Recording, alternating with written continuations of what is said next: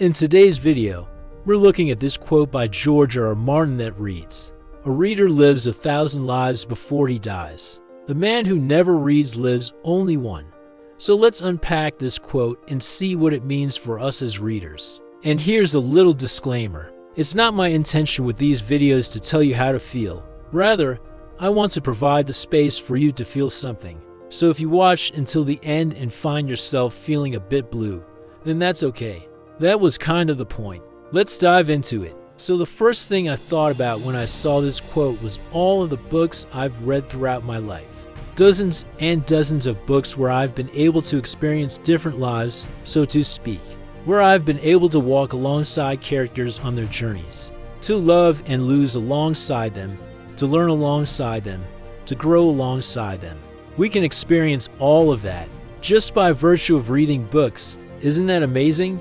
And by extension, don't we then actually die a little bit with each book we read? Because each book that we read has the power to change us, to mold us, to shape us into new people simply by virtue of the fact that we spend time with characters and stories. We take something from it and we carry it with us afterwards. And maybe death is just a natural part of that process. Maybe death is just the shedding of our old skin as we take on the knowledge, the experiences, the feelings that come from immersing ourselves in another world. The thing about reading is that it puts things in you that you wouldn't have otherwise had. And maybe that's why readers are never really alone. Because within us, there's this whole menagerie of characters that we've met along the way. These people that we've spent time with, places we've been to, lessons we've learned. All of that is inside of us, informing who we are, making us who we are, shaping our perspective on the world. And then on the other side of this coin, there are those who don't read.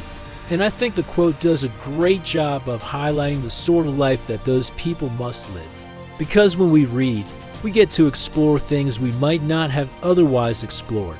We get to experience things that are outside of our own life. But if we never read, then we are stuck living only our own life, which, well, there's nothing wrong with that on the surface. But at the same time, I think we can all agree that there's something beautiful about being able to empathize with others, to be able to understand where they're coming from, to understand their perspective. And reading gives us that opportunity. There's this beautiful line from a book that I read recently. I wish I could remember which book it was. I think it was The House in the Cerulean Sea. And we get to live it without ever leaving our chair. There's this line that goes, "Every book is a new life, a new heartbreak, a new lesson." And I think that's one of the most beautiful things about reading.